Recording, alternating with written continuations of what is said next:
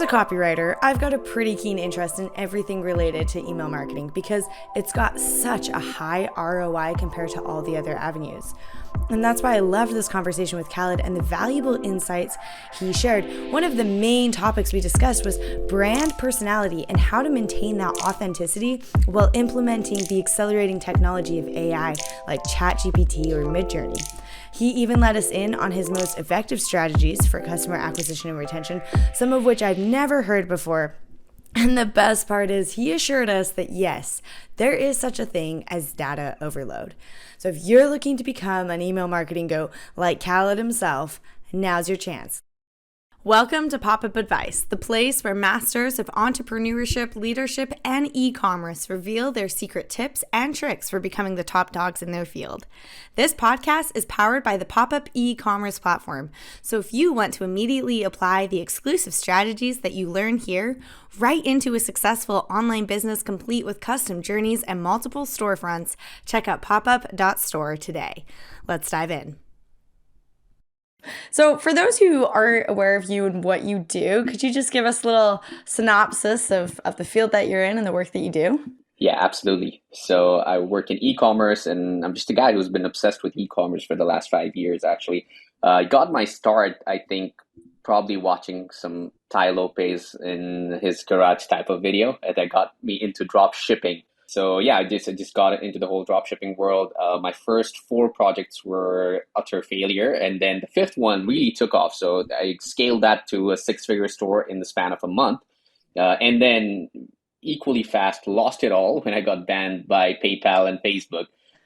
So I was like, wow, okay, I really need to learn how to do this the right way. So that started my journey into working in-house for e-commerce brands. And then in my very last role, I was actually the head of e-commerce for Hush, which is a Canadian brand that was acquired last year by the largest sleep brand in Canada, Sleep Country. And then once that happened, I was like, okay, I don't want to get into the whole corporate working structure. So I thought that was the right time to quit and just basically launch my own practice. So now I am the co-founder and CEO of our email marketing agency for e-commerce brands, which we call Turning Traffic. So you have definitely been around the block, some high highs, Yes. low lows, and everything in between. Yes, exactly.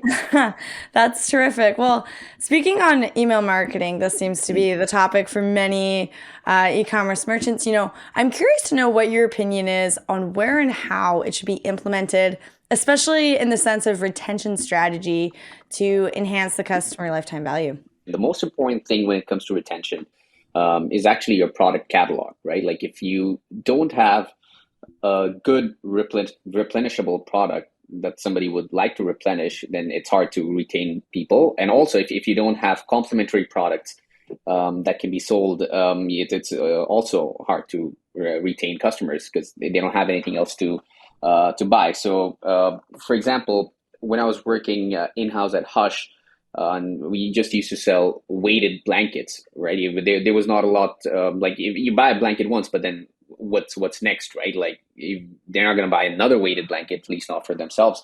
But what we found out, and this is where email was very useful, and this is the first way that email is very beneficial in a retention strategy, is we used it to conduct research, right? So we used it to reach out to our existing customers and first of all, understand who they are, what drew them towards the brand, and also how else can we help them? Like if there are any other products that they would find beneficial. And when we started doing this research, we found out very quickly that first of all, weighted blankets actually make you very hot. Like if you're a hot sleeper already, it's troublesome sleeping with them.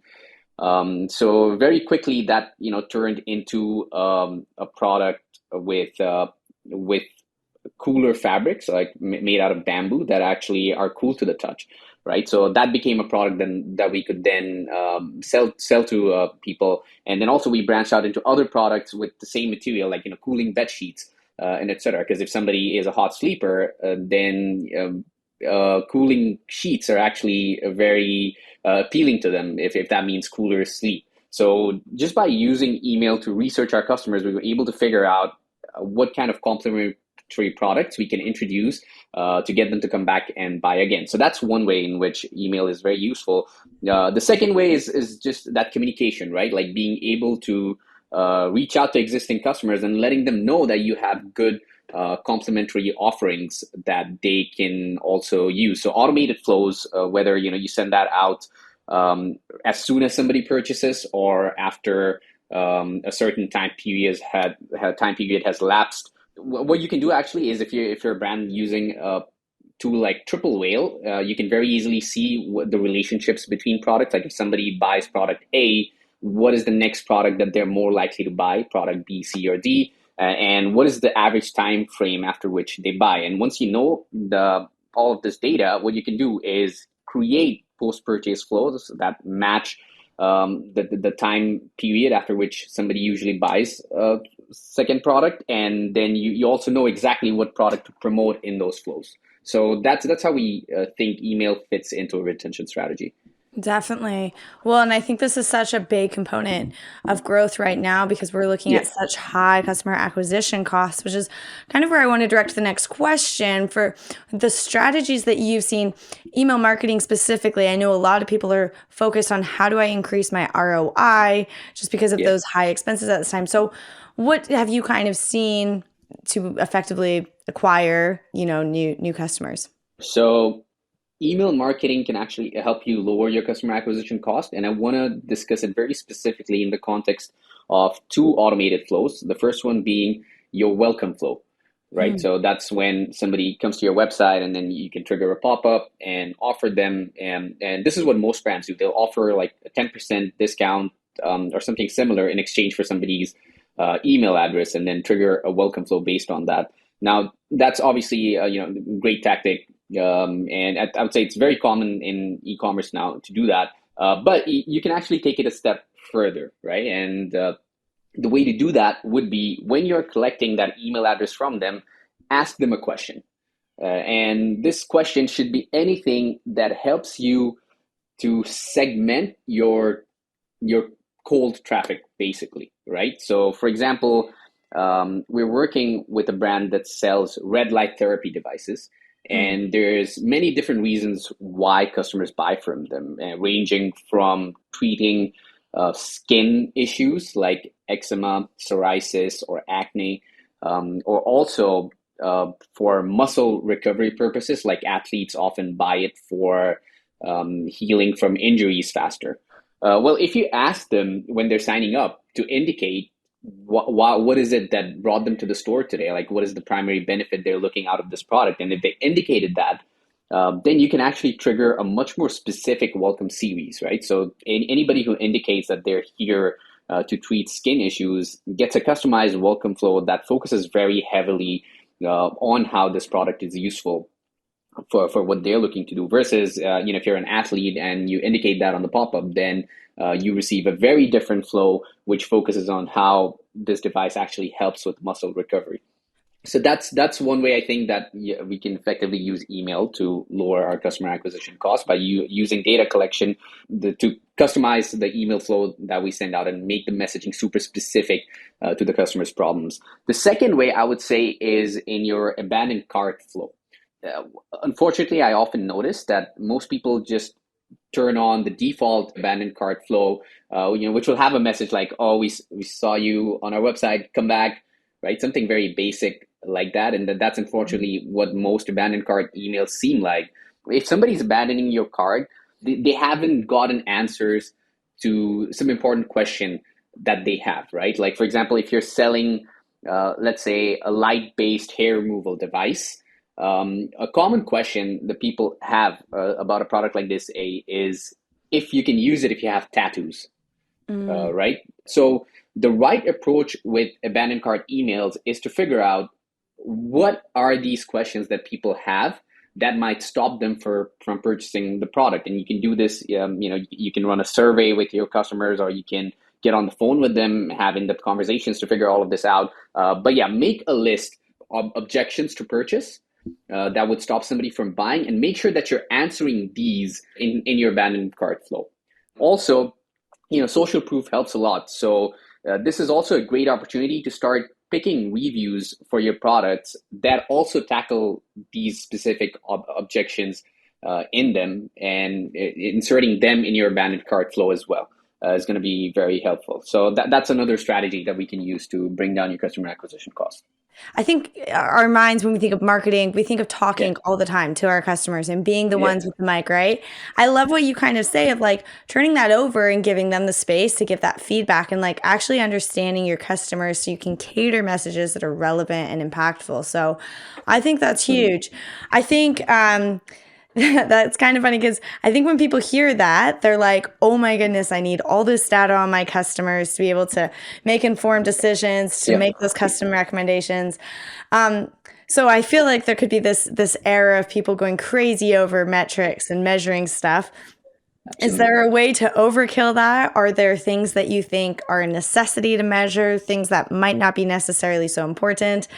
What are the best practices for collecting and implementing this data? Yeah, that's a good question because it's true. There are a lot of metrics and you can collect so much, but if those metrics don't help you like form a strategy or guide your next action, then it can be kind of pointless. And also it's scary looking at a spreadsheet just full of numbers, but not Yeah. knowing what to do with those numbers. So at a basic level, the most important things that we track just as health check is to ensure that our open rates are at a certain level, click-through rates are at a certain level, and also obviously the revenue that we are making that's being attributed to Klaviyo is at a certain level. Now, I don't want to specify benchmarks for any of these because what we have noticed working with brands in different industries and of different sizes, and also depending on how often they send out emails, the free frequency in their campaign calendars, like these numbers can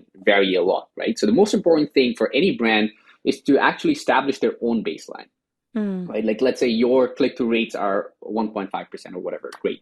Uh, your goal should be like, how can I make that number better rather than trying to hold yourself to a benchmark like, oh, okay, I've heard that click-through rates in the industry are 2.3% or something, and then I'm so far away from that.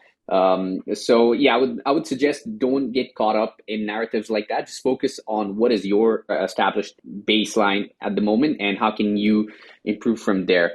And then there are a couple things I want to mention, where a couple of things that we measure that I think are not talked about as often, and these might be very beneficial for anybody listening. So number one relates to actually deliverability, but more specifically, if you're using Klaviyo or SendMail to send emails, you can actually see a breakdown of deliverability by inbox provider, right? So Mm. oftentimes, you see that, okay, your emails have a healthy-ish open rate of like 50% to an engaged portion of your subscribers. But if you actually start digging into and you can do this by going into your any past campaigns that you have sent and clicking on the deliverability tabs. You'll notice there's a table that breaks down your deliverability for each specific inbox provider. And what you might notice is that maybe you have good deliverability for Gmail, but not so much for Hotmail, right? And that's straight away one of the easiest wins you can have is focusing on how you can get your deliverability up for Hotmail users. And the way to do that would be by staggering your segments into more engaged people for Hotmail. So what I mean by that is instead of sending your emails to 30-day engaged, let's say that's how you define your engaged subscribers, people who have opened or clicked an email in the last 30 days. So instead of just sending out campaigns to everybody who has done that in the last 30 days, what you can do is just for Hotmail, make the segment much smaller, much more engaged portion, which would be like people who have taken this action in the last 7 days. And then for Hotmail, you only message that segment of your audience, and then slowly you start expanding that until you can increase it all the way up to 30, and you notice that your open rates for Hotmail have caught up to the rest of the inbox providers. So that's one. The other one that I wanted to share is actually related to subscriber acquisition. Right. So obviously, one of the most important metrics that are going to influence your email marketing results are how many subscribers you are onboarding. And the for most businesses, their biggest source of subscribers comes from the pop-up or fly out that they implement on their website. And what determines success for your pop-ups conversion rate is often going to be the offer that you present over there, right? So, like let's say you have a standard 10% off offer, and that gets you X amount of subscribers. And if you change that to something else, you could potentially increase the total number of subscribers that you're onboarding for the same amount of traffic that you're driving to the store. For example, if you change it to a spin a wheel pop-up, that typically results in a much higher subscription rate. That's what we noticed. But then also, very importantly, what we have noticed is that even though that increases your subscription rate, the quality of subscribers is not necessarily the same.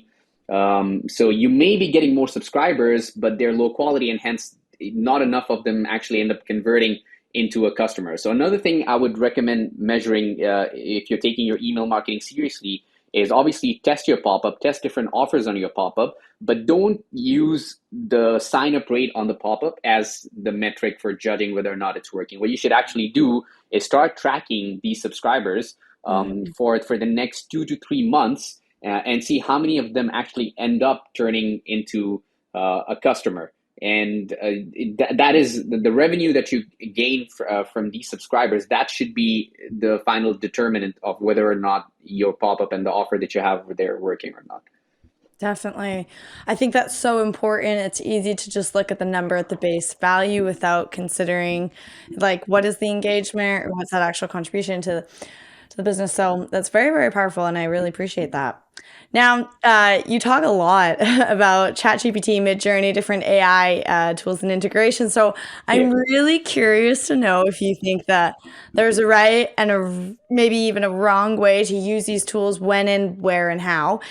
Because I know we've seen a lot of merchants kind of hesitant recently about the lack of authenticity or the ownership. And so I'm curious to how you would reply to something like that.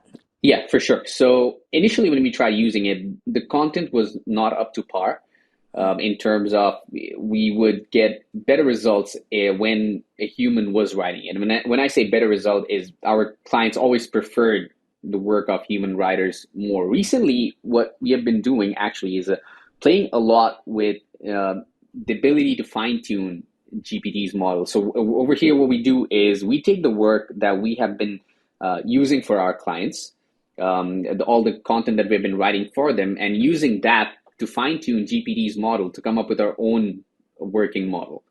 And using that has actually improved the responses that we're getting from ChatGPT a lot. In fact, to the point where now we're able to create a lot of email content using the fine-tuned model and get it approved by the clients in one go. Like they love the copy, and they're not able to tell the difference. So what I found is that, yeah, when it comes to ChatGPT, like the wrong way to use it, and by wrong way I mean you start getting responses that are very generic and very uninspiring, is to just use it as it is and give it your product and ask it to write a very basic email copy. The right way to do it is actually to train your own fine-tuned model based on the work that you have done. Right. And in fact, I would say if you have enough volume of work for a particular brand, then you can have a fine-tuned model that is just for that brand.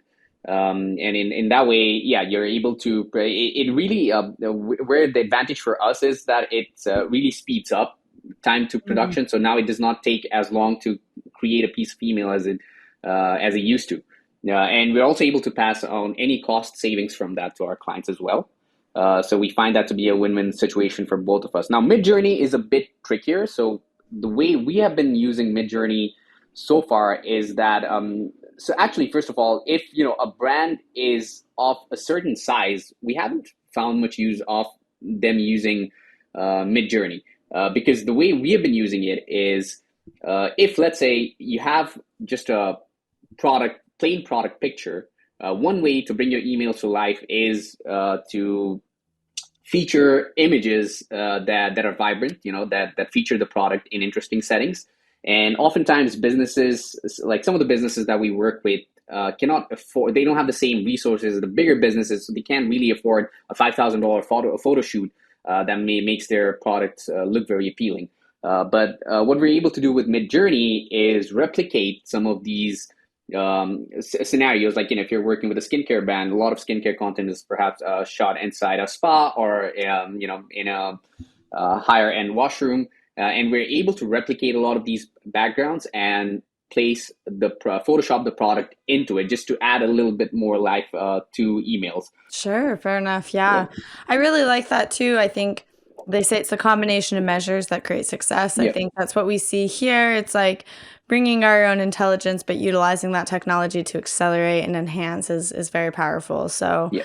this has been absolutely wonderful. I'm curious to know if you had to leave one piece of advice for e-commerce stores or companies, what would it be and why?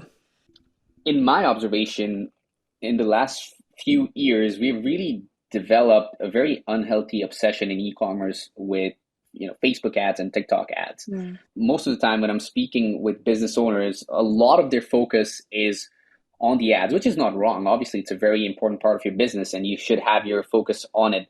But I've also noticed an equal defocusing on anything that comes after somebody clicks on that ad.